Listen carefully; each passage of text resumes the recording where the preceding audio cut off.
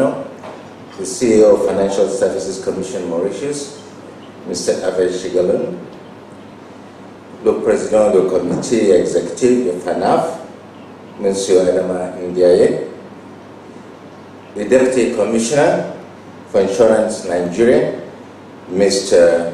Oluwadamilare Sunday Thomas, OST, our special keynote speaker, Mr. Vishal Akawa, distinguished ladies and gentlemen, leaders of the insurance markets in Africa, ladies and gentlemen of the press. Let me start by saying that no one should complain about the traffic in Lagos anymore. Because it seems to be a common theme right across Africa. And that's really one of the reasons why we're here today to discuss Africa. It brings me great pleasure to welcome you to the 6th edition of the Continental Reinsurance CEOs Summit and our 4th edition of the Pan-African Reinsurance Journalism Awards in this beautiful country, Mauritius. Our theme this year is Leadership for Sustainable Insurance. I will not say much on the theme, but I will borrow heavily on that word, sustainable. But suffice to say that we have the privilege of putting together a group of world-class presenters and panelists who will be leading our conversations and discussions over the next 2 days. On behalf of all of us at Continental Re, I say a big thank you to our presenters, our panelists, and all you delegates for honoring our invitation. Ladies and gentlemen, you will notice that we call our meetings Summit, not Conference.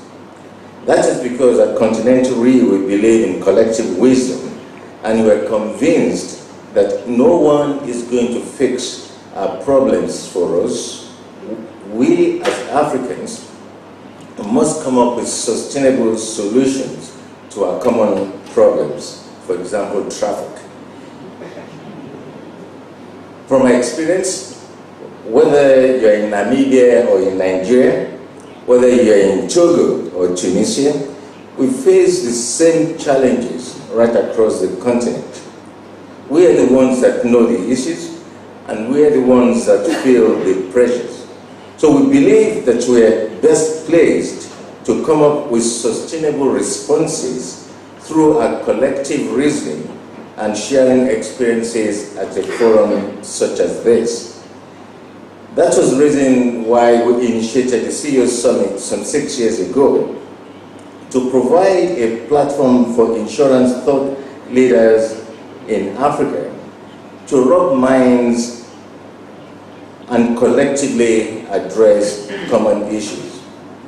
At Continental Re, we are passionately Pan-African. From the most junior person to the chairman of the board, our mantra was keeping African premiums in Africa. Then it became that ours is neither a long-term nor a short-term interest in Africa, but a permanent interest in Africa. Of recent, we've borrowed from a very wise man, and we now say Africa first. Ladies and gentlemen, let us put a great continent first in signing that deal and in making that investment. Mesdames et messieurs, I have used the word sustainable several times already. You will hear that word sustainable or sustainability repeatedly over the next 2 days. At Continental Re, one of our 4 core values is sustainability. So long before it became a buzzword across the world, we've used sustainability as a central part of our enterprise risk management framework. That's why Continental Re, we became the first African insurer or reinsurer outside of South Africa to sign up on the United Nations Environmental Programme's Principle of Sustainable Insurance, PSI, in Brazil in June 2012. Our reason was very simple. Next to the unfortunate victims of these extreme weather conditions, insurers and reinsurers bear the brunt. I always remind the industry and my colleagues that as insurers and reinsurers, we are risk managers first before being risk takers. Hence, at Continental Re, we're very passionate about sustainability. So committed are we to the principle that one of us, Kas Ansa, our managing director for Botswana subsidiary, was elected to one of the only 2 seats reserved for Africa of the 15-man PSI board, global board.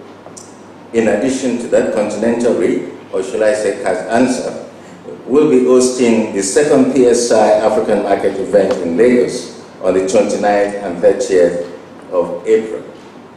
I know Cas has never forgiven me for pushing him into that position, but it is something that we're passionate about, and it's something that we believe that we must commit to. We cannot deny climatic changes, and definitely we cannot say it doesn't concern us as Africans.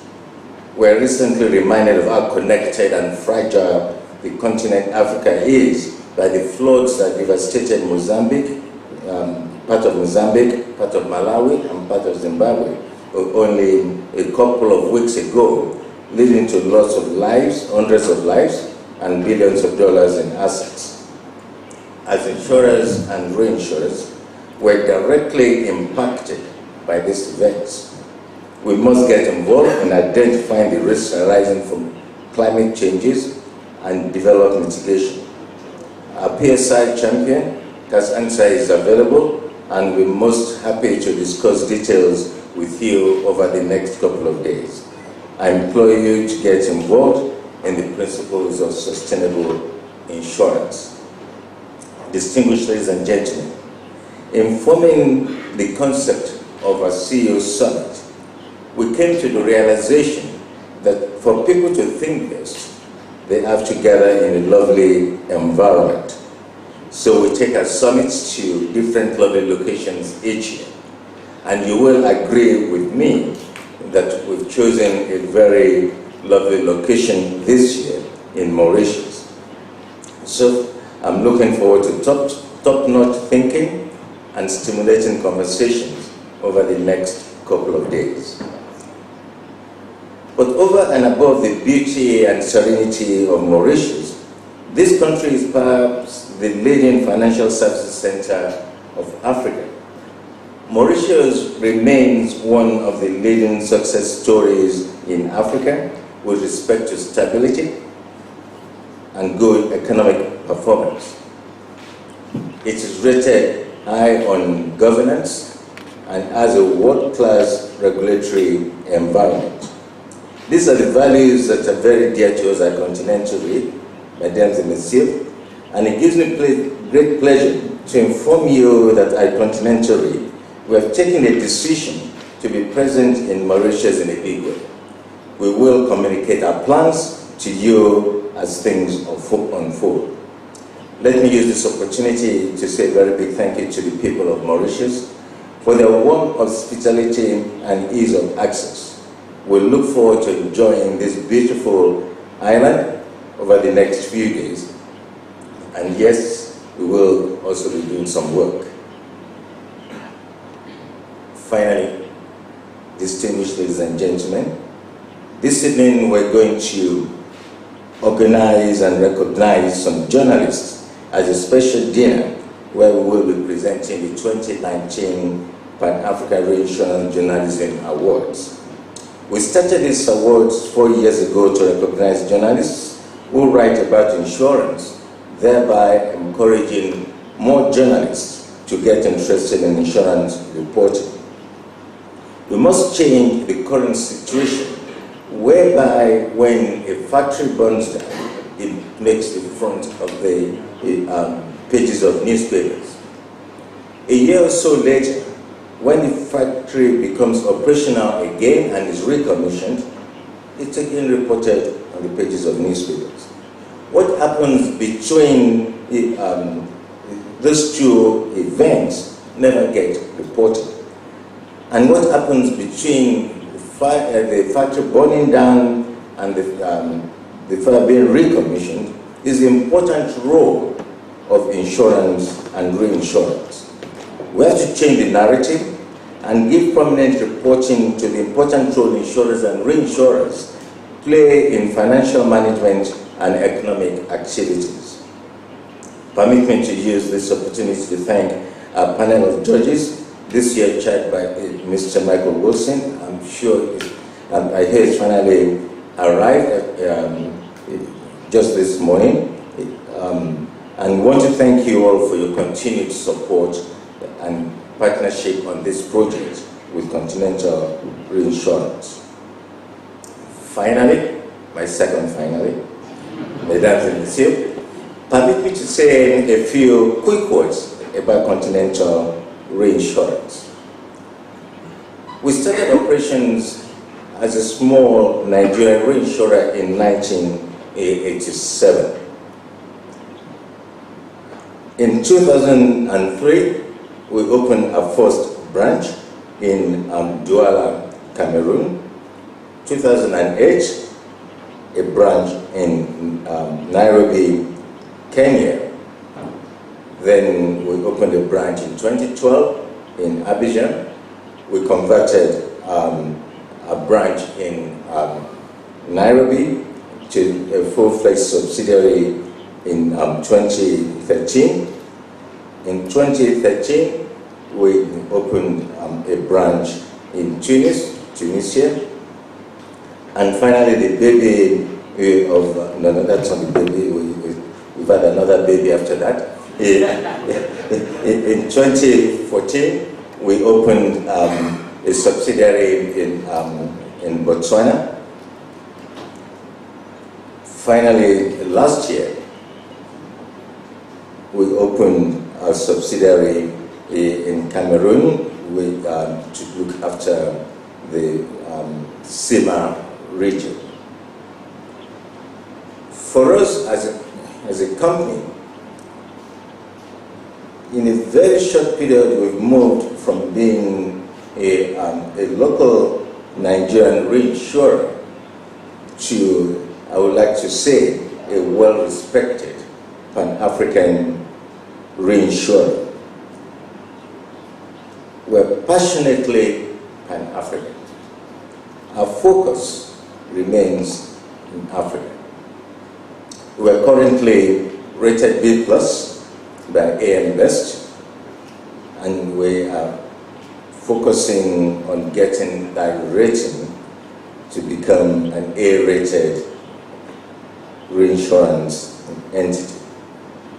With your support, ladies and gentlemen, many of the people in this room, we wrote $100 million in premiums last year, and we're targeting, no pressure to my colleagues, $130 million for this year. I'd like to thank all my colleagues, most of them are here present, for the good work that we have been doing from year to year and making us the toast of shareholders. Finalement. Yeah. They say a good preacher closes 5 times. I'm not a good preacher, so I'm not going to close 5 times. Enfin, mesdames et messieurs, à cause de nos collègues francophones, je vais parler un peu en français. D'abord, je crois que plus que 50% des pays africains parlent français.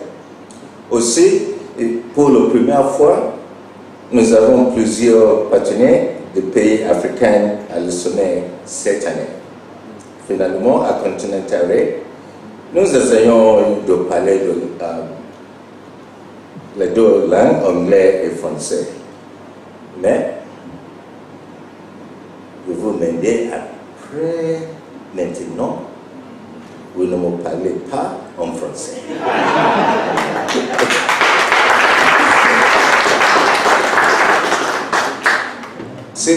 Si vous faites, je vous demandais de parler lentement et simplement.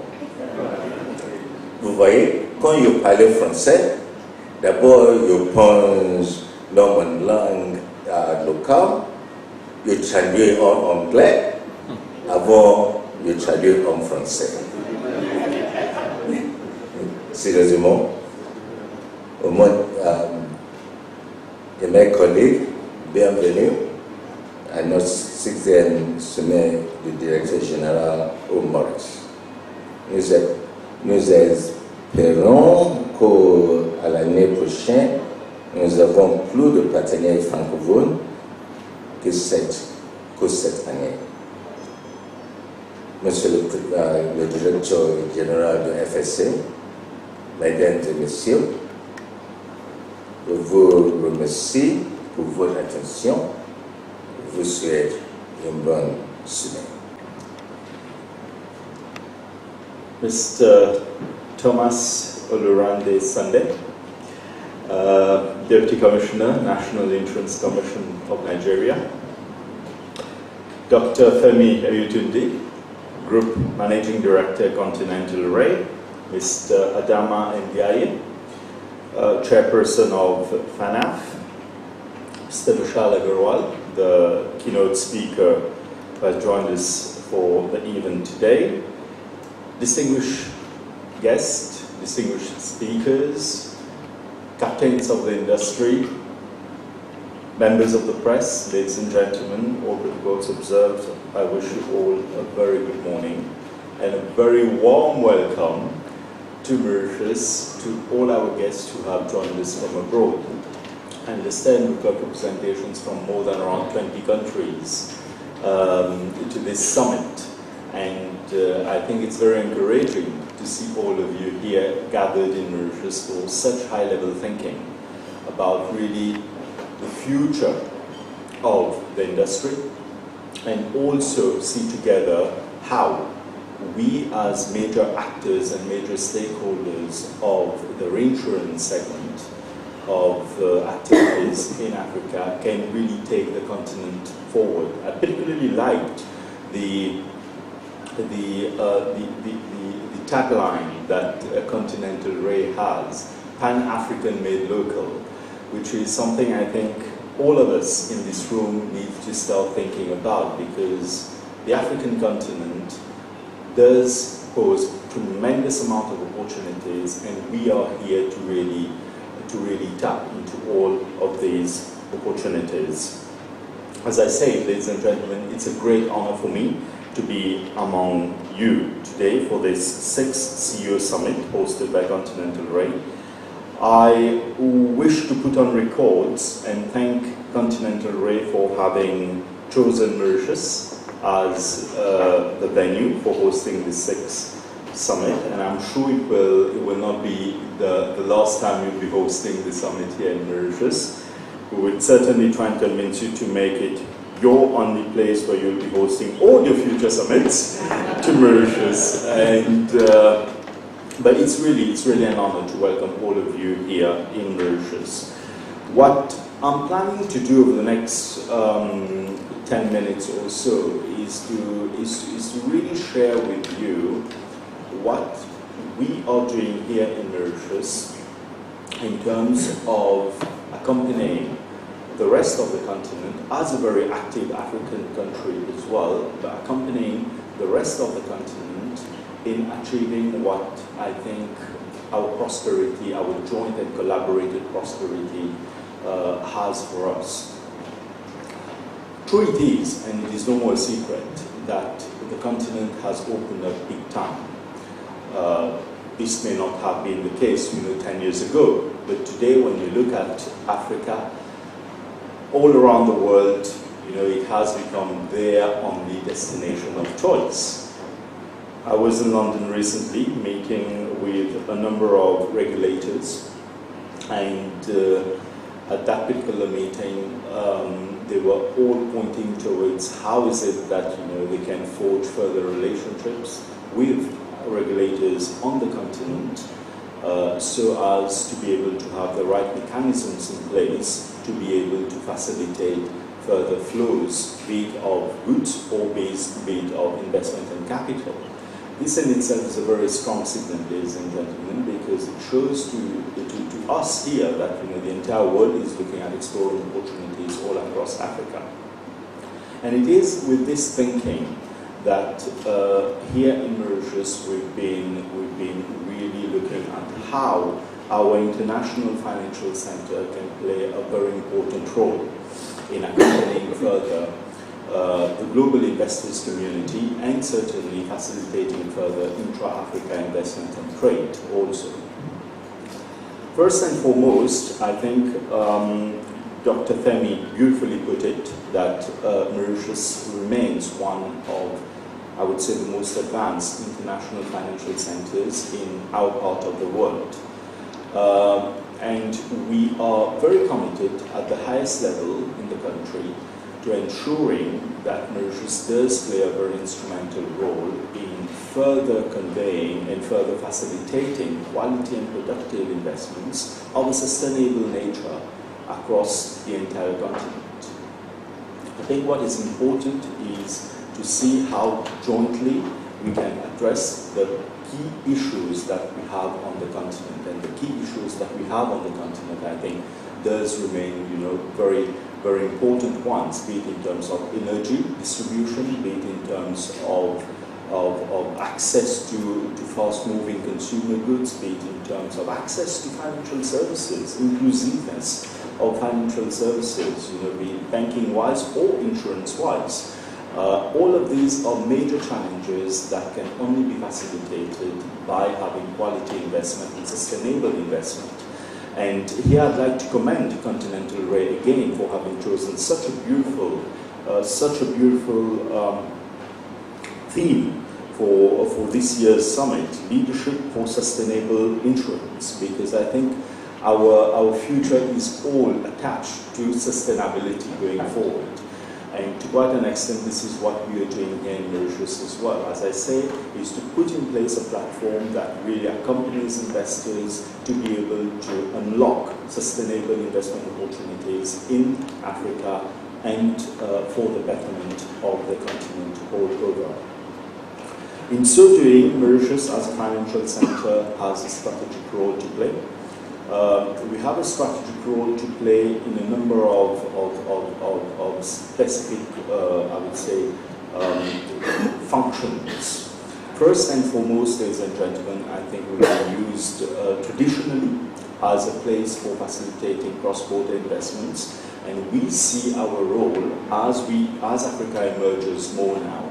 We see our role becoming more and more active, so as we can facilitate further quality investments into Africa from various parts of the world, but more importantly from intra-Africa also.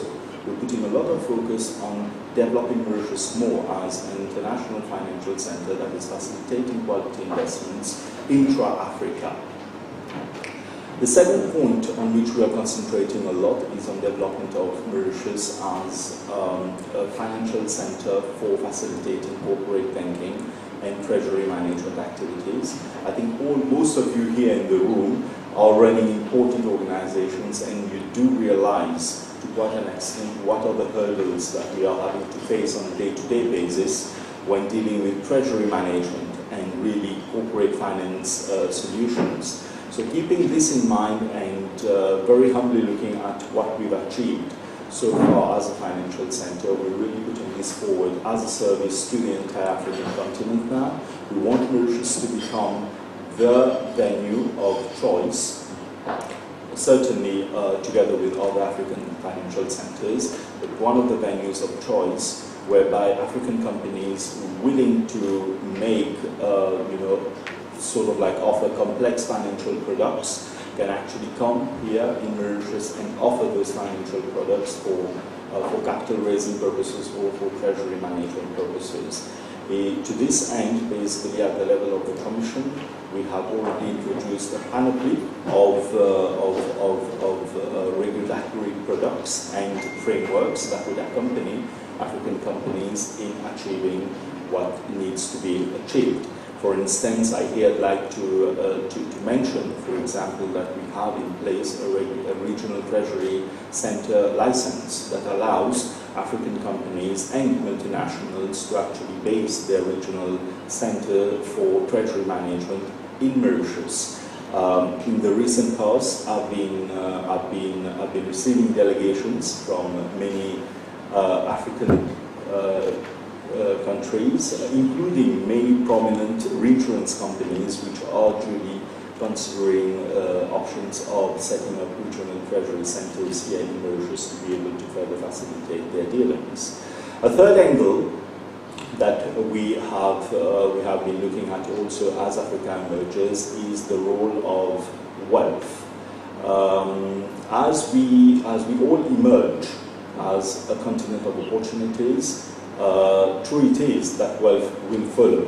And when wealth follows, it is important to have in place solutions that can actually best work for all of us, basically in terms of wealth management. And this is what has been the thinking line in terms of the strategic orientation that we're giving to Mauritius as a financial center. The third thing, in addition to cross-border investment as a main activity, in addition to corporate finance and treasury management as another main activity, wealth management is going to be a very important focus for us going forward. And here again, I'd like to invite you to give due consideration to wealth planning and estate planning services that Mauritius is offering as a financial center. All of these measures are being put in place to be able to accompany basically all African companies and African individuals who are in search of quality financial services, products and services. Now, this is what Mauritius is really doing in terms of its strategic orientation, in terms of accompanying really growth in Africa. But it is important that in this process of us really developing all of this strategy, it is important for us to also address a very important issue, and that issue is of capacity and expertise in the continent, basically. To this end, not later than last week, basically, we have proceeded at the level of the Commission. We have proceeded with the official launching of the FSC Regional Center of Excellence. Now, this Center of Excellence, the Regional Center of Excellence, has been put together in very close collaboration and with the full support of the OECD. The OECD and FSC have teamed together in putting up the Regional Center of Excellence that will be doing three major roles. And I think, again, this is up to the benefit of each and every one of us here in the room. The first function that the Regional Center of Excellence will be delivering on is to conduct capacity building programs in key areas and very topical areas that matter to the financial services industry in our part of the world, i.e. in Africa altogether. And here we will have various programs in terms of capacity building in various segments of activities that make up financial services, including certainly insurance as a major topic, basically. What we are aiming at is to have such programs on a very regular basis that will be delivered with the help of the OECD, to deliver such programs aimed at first regulators, because I think in terms of regulatory know-how, it's very important for us to be able to keep abreast of the latest developments, B, in terms of law enforcement agencies, and C, in terms of the private sector operators as well. The good news here is that these programs would not be charged for, so I would encourage again all of you to do consider, you know, these programs when they're being put in place. In addition to capacity building and training services, basically, the Regional Center of Excellence is looking at doing something very important and strategic. And here again, I think I'd like to link it with what Dr. Femi just mentioned, the need for collaboration and collective thinking for the betterment of the continent, basically. The second objective of the Regional Center of Excellence actually is in line with this very thinking of Dr. Femi. It is about conducting in-depth research for our key financial services activities in our part of the world. And while we're conducting this research, it is important to conduct this research because we need to understand the market specificities of each and every country that we have in our part of the world. And building on this research is what the center will do thirdly, i.e. it will be working on minimum standards jointly with the OECD. Minimum standards that reflect the market realities of our markets. Because one thing that is very challenging for all of us here, especially the regulators whom we have in the room here today, is to just plainly adopt best standards that may be working for the developed world, but not necessarily for our part of the world. So therefore there was a need to really adapt the regulatory frameworks and standards to reflect the market realities of markets in which we are operating. This is the very third key function that the Regional Center of Excellence will be delivering on. Now, all of this is being put in place together with our strategy of putting Mauritius forward as an international financial center. And I think together with this, we are well set to accompany each and every one of you here to achieve what needs to be achieved as you know, the full potential of the continent.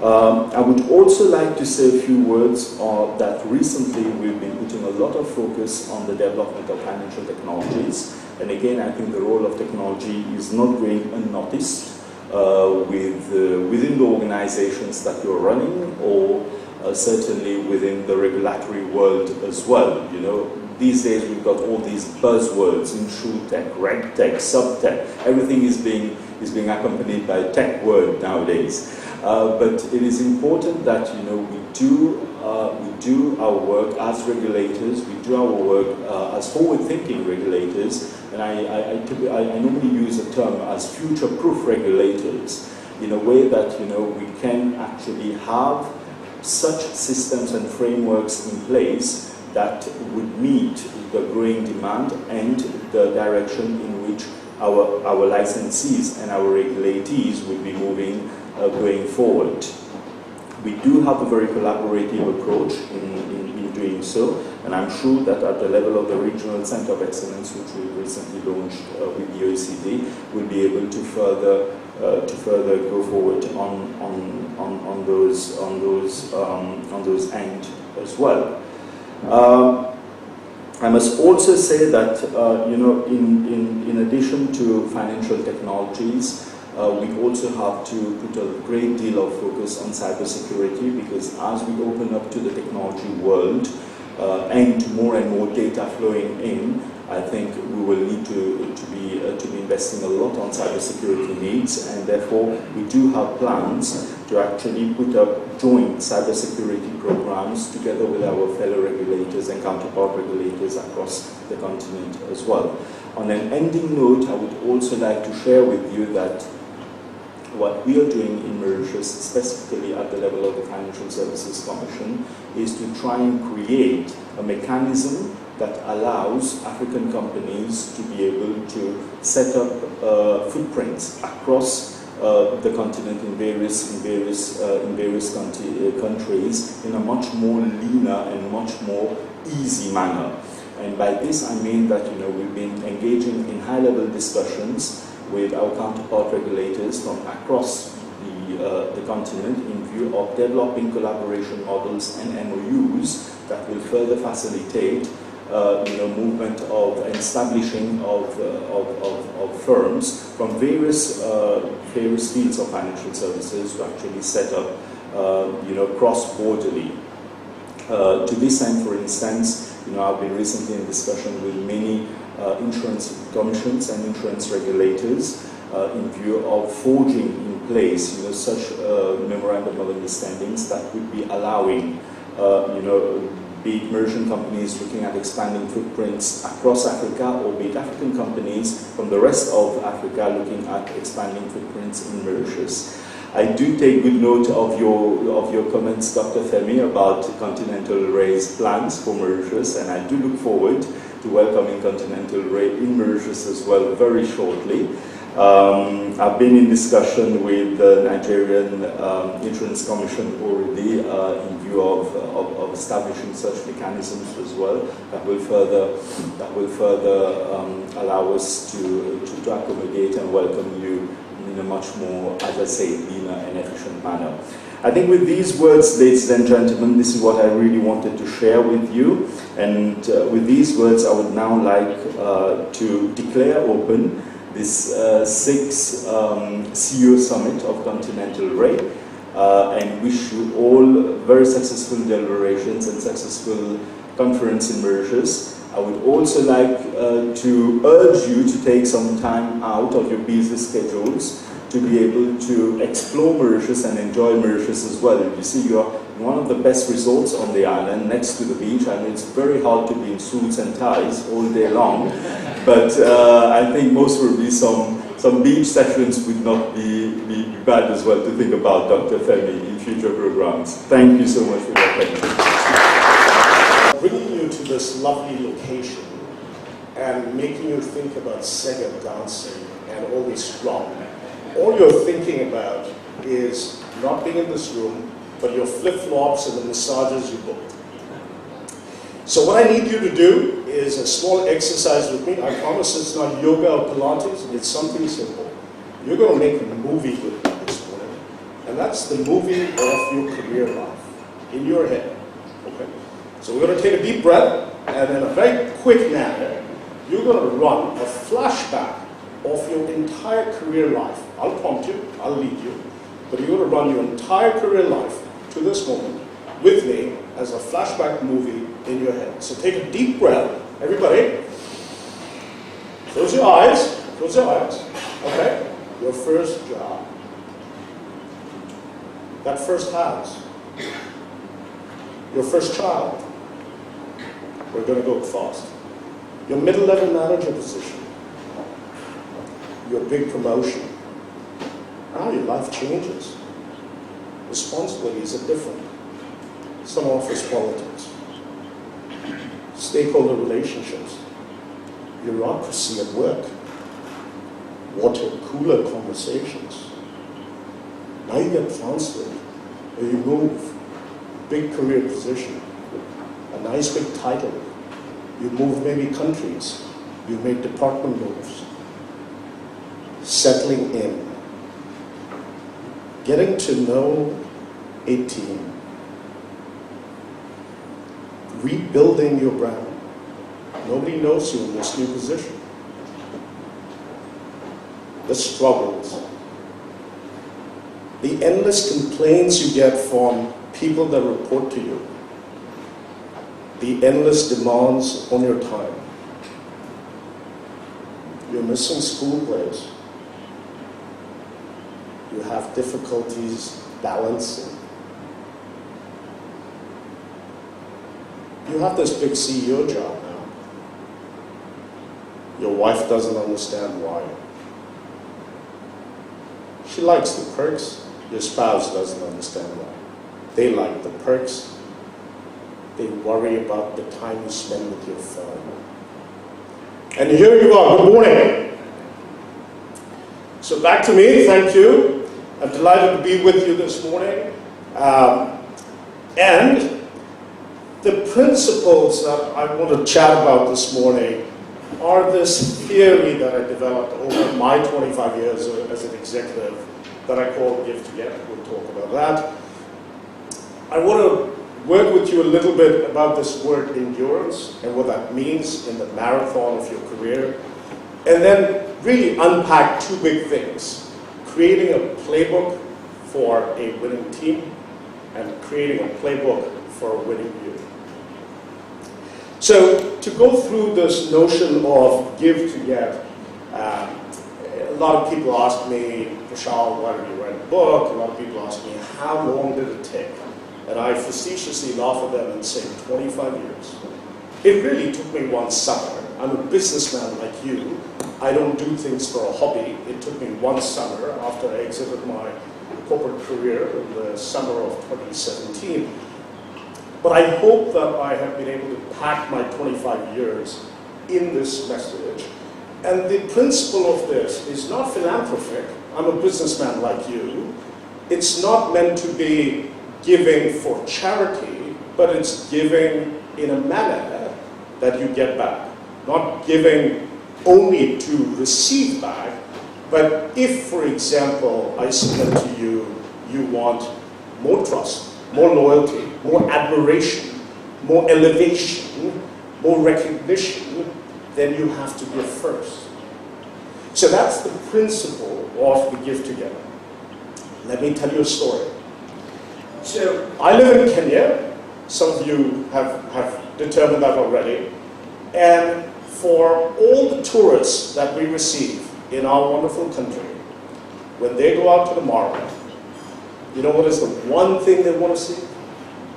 So they might see all our game, they might have wonderful, wonderful experiences in the Mara, but if they go back home without a picture of a lion, their family, their friends, and they themselves remain disappointed. So let's talk about this lion. Why the lion? So you think about the lion. This lion is majestic. This lion does not roar often. This lion has great maturity, great body language, is an apex predator, meaning is largely silent. But when the lion roars, you got to be careful. Now let me talk to you about the goat. And a lot of you are probably thinking, lion or goat? When I think about the goat, I think about my Friday biryani. That's the only thing I think about when I think about the goat. So this goat, in contrast to the lion, is restless, indecisive, yip-yaps, runs around, helter-skelter, impatient. So if you take these two animals, my humble view is, in your careers, in your offices, there are only two kinds of people. You're either a lion or you're a goat. Let me unpack the lion a little more for you. So if you think about it, and you can YouTube this for yourself, if you think about a lion in a corner, so you can go and YouTube a lion being tranquilized by Kenya Wildlife Services or veterinarians for veterinarian reasons. So as the lion is being tranquilized, the lion has no idea they're being medically tranquilized. The lion thinks it's about to die. So while the lion is in the corner, I promise you, you will see as it's being tranquilized, the head rises. It actually rises. The lion is about to be tranquilized by a bunch of guys standing in front of it, and the head actually rises. In contrast, if you think about the goat, I lived in Iran as a child. If you think about the goat, we have a very famous festival. It's a festival, it's an Eid festival, where they actually sacrifice the goat. And you can actually YouTube this as well. If you actually see a goat being slaughtered, I promise you, the head actually goes down. Which one do you want to be at work? Now, just because you're a lion at work, let me tell you what you shouldn't do. So think about a Range Rover Sport. It's about a 20-odd million shilling car, $200,000. Beautiful, nice, big Range Rover Sport. You sit pretty high. I see lots of CEOs in this room. I suspect some of you drive them. That nice, beautiful, sporty car, great leather seats. When you sit in this car, you feel like you are in the civilian version of a tank. Think about the Probox. The Probox is a pretty popular car across sub-Saharan Africa. It's about a $9,000 car, right? In the second-hand used market, it's $3,000 to $4,000, regardless of where you live. And think about a head-on collision between these two. So when a Range Rover Sport meets a Toyota Probox head-on, what do you think happens? The Toyota Probox has damage right up to the radiator. It goes all the way, the chassis goes all the way in, the radiator is finished. That's what happens typically in a head-on collision. What happens to the Range Rover Sport? The Range Rover Sport, in that same collision, has at best a fender bender. Now, if you think about taking that chassis fixing job, the Probox to the dealer, and you take the Range Rover Sport to the dealer, I promise you, the cost of fixing that fender is actually much higher than replacing the radiator. So it's great that you all get excited about being the lion, but if you get onto this head-on conflict, if you get into a head-on collision with the Toyota Probox because you feel you're the lion, you feel you're this Range Rover Sport, remember, the cost of fixing your reputation is actually much higher. So if you now think about the term endurance, I go to a lot of retirement parties. It must be my middle age, although I'm denying it. And at these retirement parties, I think there is one reason to celebrate the person in front of you, and that is akin to the person running a marathon. We all cheer at the end of a big marathon, and I think a career, a 40-year career, deserves some of that. And we perhaps all feel some of that marathon process. The more endurance we build ourselves and condition ourselves for, I offer to you, we will have better career longevities. So keeping with my car analogy, if you think about driving your first car, when you actually began to learn how to drive, you knew how to use and looking at the age profile in this room, I think you were not driving automatics like me. So if you think about the manual process of driving, you understood the clutch, you understood the accelerator, you knew how to use your gear shift, but how you did it from a timing standpoint is something you learned with practice. So you knew how to put it in neutral, you knew how to put it in the fourth gear, you knew when to use a clutch, but the timing off of that, the coordination off of that came to you with time. That's how your career works. The process of engagement with your team, the process of engagement with your higher-ups, the process of engagement with your stakeholders is the same as learning how to drive. It comes with some time. So building that endurance is really important. I love this. Every kid that walks into my door, if they haven't failed, if they haven't been in one of these cars, I would hire them. I love failure. Because failure, for me, teaches me something about you. Failure, for me, teaches me your fortitude. Failure, for me, teaches me your character. Failure, for me, teaches me your endurance. And failure, therefore, is not a bad thing. And if you go through this process and you get to a success, as I'm sure you all have witnessed, both failures and success, then this is the fuel, this is the petrol, this is the food that you use from a success standpoint to work with your teams, to give them better fortitude, to make changes on the back of success. So don't ever let this success go to waste. A lot of executives take their success and show it off. I would say leverage it. This is the fuel that helps you build a stronger team for tomorrow. This is the fuel that helps you build fortitude. I got a chance to meet Jack Ma, Alibaba chairman and president, about a year and a half ago. He was in Nairobi. I had a little bit of private time with him. And then in a room full of people, someone asked him about failure. And this is what Jack said. He said he's actually had far more dark days than he's had successful days, or good days. And he said it with a straight face, and he said, even today, I have dark days. And I think that if we are vulnerable, if we're nakedly honest with each other as leaders, we too have some of this, and it is okay.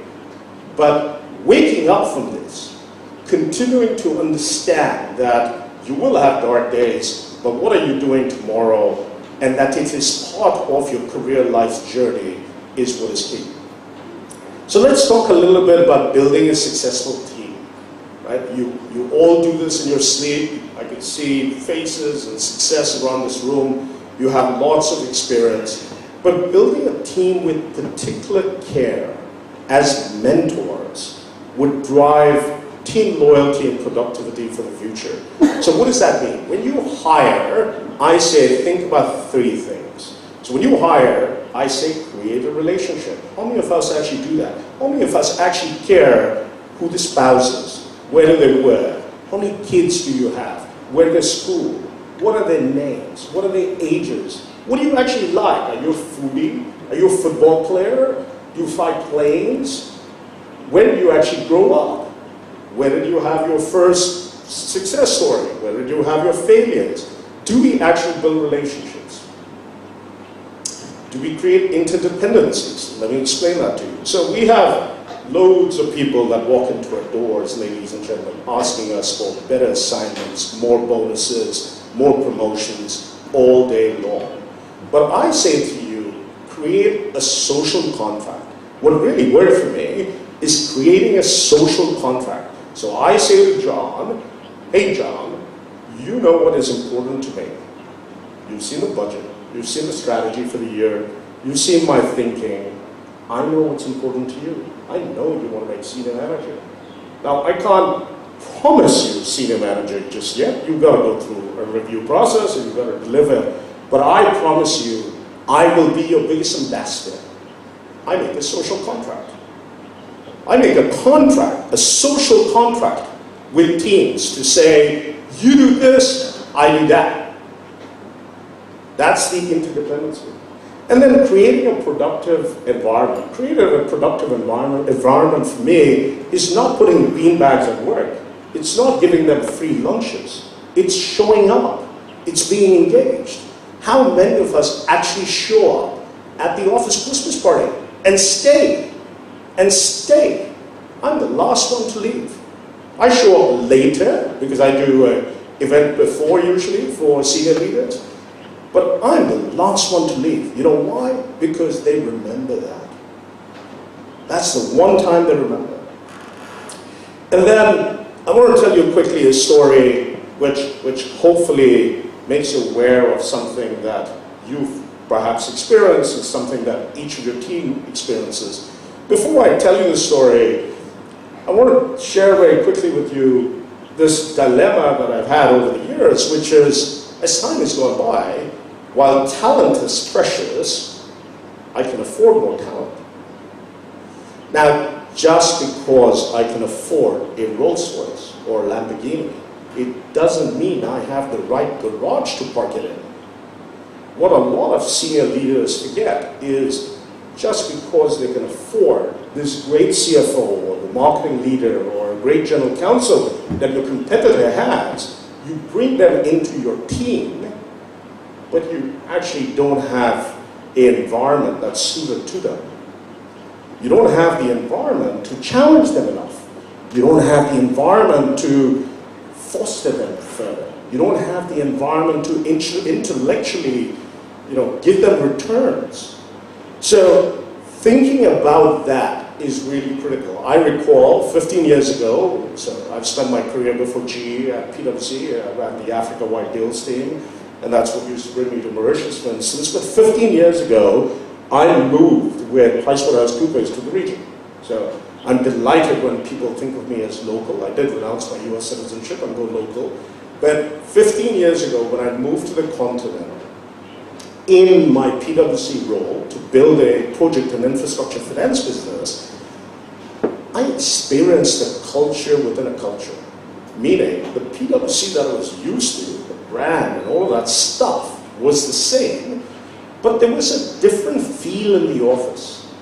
And I don't mean customs and culture. I mean, I wasn't trusted. I didn't feel like I was in things. I felt like an outsider.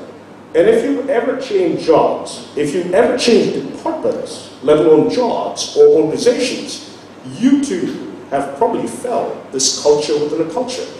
The problem is when we hire that Rolls Royce, we ask the Rolls Royce to go and run itself.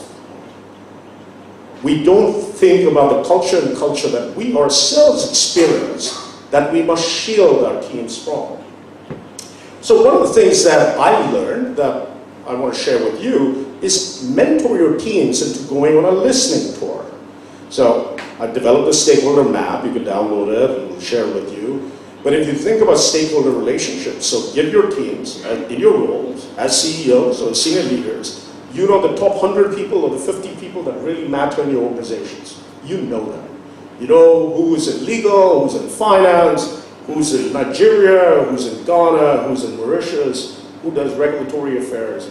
You know the people that matter to that role from a stakeholder relationship.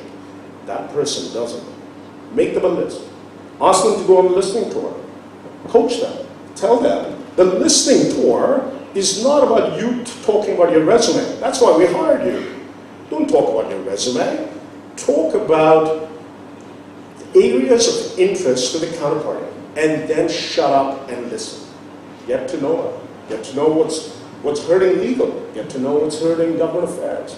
Get to know the pain points of finance. Get to know them, create a rhythm, and connect with them. This is called speed dating, ladies and gentlemen. And then, a word on office politics. Okay, we all live with this stuff. There is no denial. Whether you're a young one or a senior leader, we live in organizations that live and breathe their perceptions, their jealousies. It is the truth of our lives. So I say, ask them to monitor the internal Twitter, not in a gossipy way, but to be conscious that there is a perception.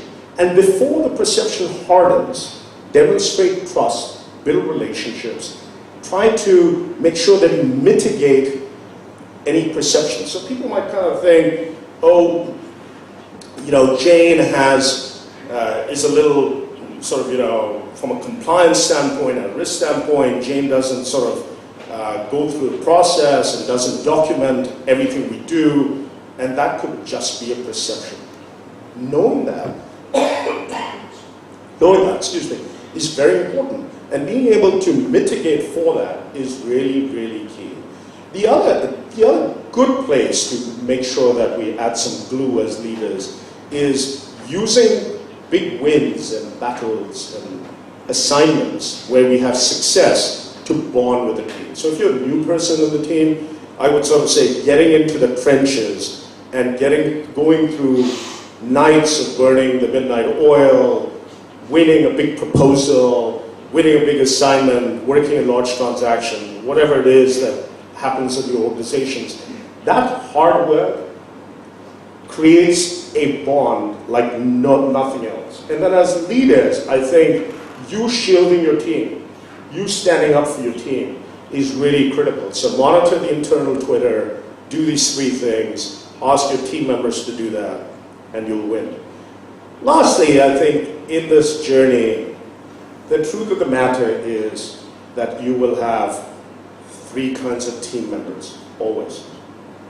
You'll have some that are ambassadors, and these are the people that get behind your plan, your strategic vision, very quickly. They're not necessarily yes people, or yes men, or yes persons, but they definitely are fans. They get behind you and your team very quickly. There are those that sit on the fence, they're skeptics. Right? They take a little more work. And the last are detractors. These detractors stand like that. They have a knife in their hand. They're going to backstab you. Okay?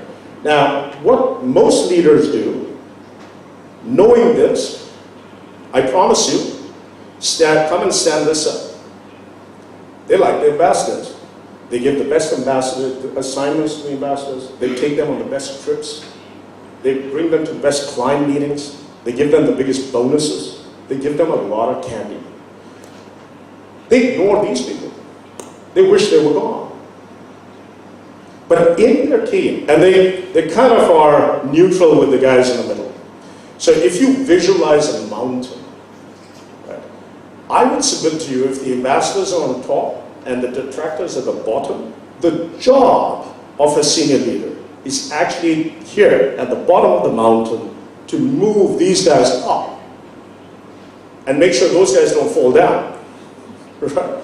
So, and I understand that you will not always win your detractor, but showing you care, investing yourself, is the giving that perhaps you get from. It's okay to get to a stage where you fire them because it doesn't work, but not without trying. And then we all talk about playing horizontal. I've worked for large enough organizations, both PwC and G, where everybody loves the notion of one team, one client-facing notion that we play horizontal. None of us actually do that for our teams. We don't create an environment where they can succeed because it's my P&L and your P&L and his P&L, and we put them in these silos. So these team members, particularly the new people that come into your organization, that balance between these silos are actually out there themselves, and they probably are going to crash and burn. So if you thought that you'd hired this Rolls Royce in your team, you actually are doing them a disservice. No one's going to insure you for it. Okay. So that's what you do with the teams. And now let's talk about you. So if you think about being aware of your career, thinking about the ingredients that make you successful, I submit to you, you'll probably find a better balance in your life as well as avoiding burnout. So let's talk about that for a few minutes. So first of all, here is my playbook for what I think is a contemporary leader. A contemporary leader today is a servant leader. Let me reverse and talk to you about my grandfather. So my grandfather lived this age of mine 60 odd years ago. He's the MD of a Belgian multinational in India. I'm first generation immigrant to the States and moved back to the region, to Africa. And at that time that my grandfather lived, would you believe that it was a very instructive form of leadership? People feared him, worried about when to go see him, what he said mattered. It was everything. He drove it. It was a very instructive form of leadership. It kind of changed in my father's time. My father now is in his late 70s. It changed in his time. But I saw that my father's time was more about managing this way, upwards. Today, where we are, is we sit at the very bottom of the pyramid. It's all servant leadership. So those that use the word boss, I hate. In a conversation, you never use the word boss. It is just not cool. Everything that your children teach you about cool and not cool, if I could just add to that, it's just not cool to use the word boss. Not in your vocabulary, not in conversation. It is just not cool. Okay? So, no visible favorites. We all love those ambassadors that I talked about earlier. In your work environment, you all know this as senior leaders. People are watching you. They're watching you all the time, every time. Everything you do, they're watching you. And therefore, they can tell who your favorites are. You're probably aware of this. But if you go to your executive assistant, your PA, or the manager in your team and say, hey, who do you think are the favorite people to me on my team? I promise you they'll make you a comprehensive list and will not miss a single name. Is that really where you want to be with your team? So, not having visible favorites. We talked about the Range Rover and the Toyota Pro Box, no frontal conflicts. This will destroy your career. I feel prioritizing team learning is something that leaders only talk about. So we'll all book our teams into learning and development. We'll even hire learning and development managers. We'll create courseware. We'll spend all this money. But tomorrow we have a client meeting and you're calling that same senior manager and saying, don't go to London. They were looking forward to it. Don't go to Cape Town. We'll send you 3 months later. That should never be the case. It doesn't matter what happens in your business. Always prioritize team learning. We talked about silos and fiefdoms. I always pick on CFOs.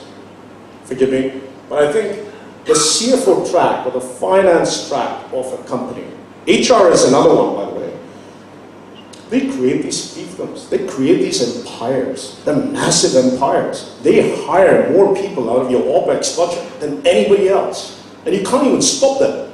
They keep hiring people. They need clerks and facility managers and receivable people and compliance people. They collect and they collect and they collect. And then it becomes my team and your team. Then it becomes my approval and you can't do this. So discourage that. And then lastly, I think part of the whole servant leadership thing is truly walk the talk. We all talk about policies. We all talk about visions. We all talk about aspirations. But are you actually practicing that? Let me talk about show me the sun. So as a PwC partner, I felt, and while it's a little more contemporary than my time at PwC, I felt like those guys that you see in the TV show Suits. Anyone watch the TV show Suits? So as you walk the floor, all these heads are looking at you. You feel like you're a demagogue. Whether you walk into an elevator or whether you walk the floor, your own team almost treats you in a demagogue-like status.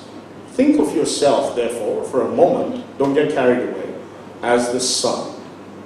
Now, if you think of really northern environments, like Scandinavian countries, you'll recall that in the winter time, they almost get no sun. They get very cranky, it's very uncomfortable, they have darkness most of the day, they get almost no sun. Right? They are screaming for the sun. And if you go to California or you go to the opposite weather, so you go to Sweden in summer months, you'll be, when you wake up there's sun, when you go to bed there's sun. That's 2 months sun. So the theory behind my sun theory is that if you do not show yourself to clients, if you do not show yourself to the team, they feel like the Scandinavian countries. And if you show yourself too much, then your clients only call you. They don't call your directors and senior managers. Why would they? Because they have access to the sun. And you're outshining your team every single day.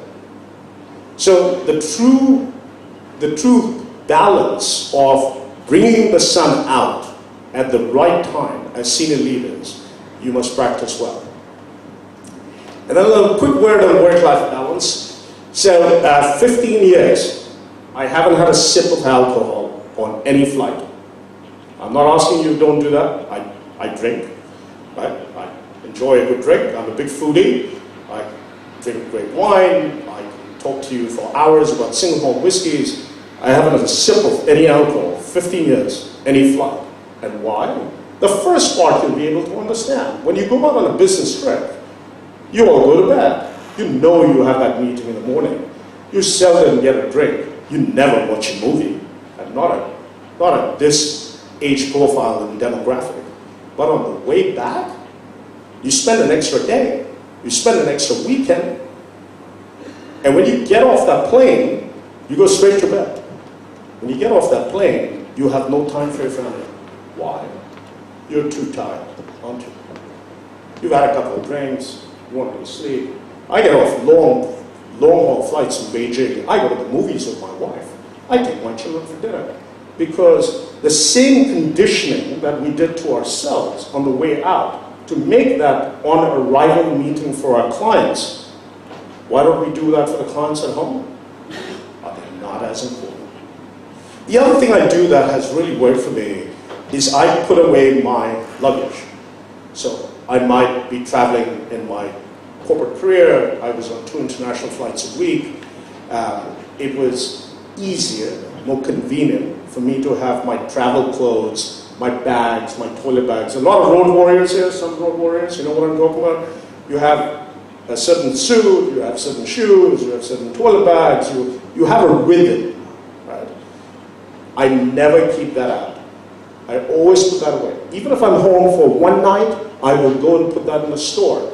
Because the symbolic value to your kids and your spouses, to see that back, is very upsetting. So these are the small things that you do to improve your work-life balance. I always joke and say that Mira, my wife, and I have the perfect work-life balance. She has the life, I have the work, that's the balance. But I think that joke, if you think about it, is actually on us, because it is our job to improve this. And then I recall this beautiful article that you must go and take a look at. David Brooks is a New York Times columnist. In 2015 wrote this beautiful piece that he talked about resume virtues and eulogy virtues. So let me unpack that for you. So if we kind of look around, we've probably roughly all done 20 plus years of career life already. And we have somewhere between 10 years and 20-ish years, when I look at the age group of this room, ahead of us. The first 20 years of our life was actually about what David Brooks calls resume virtues. We cared about titles and jobs, and corner offices and promotions and pay packages, and where did you work and what supply chain did you win the President's Award at the end of the year at a corporate retreat like this. The next phase of your career is where we all are today. So thinking about, as morbid as it sounds, your eulogy virtues is where I think our mind should be.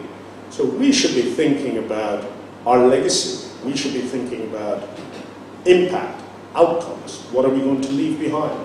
The money, you've seen. Perhaps you want more. But the legacy, it's time to think about now and now. And then I want to leave you with 3 gifts from me. Always be the lion. We can feel like goats in our lives. Always be the lion. The relationships and trust that we give is the best gift we can give to our teams. So trusting team members and clients, investing in them, having a meal with them, getting to know them.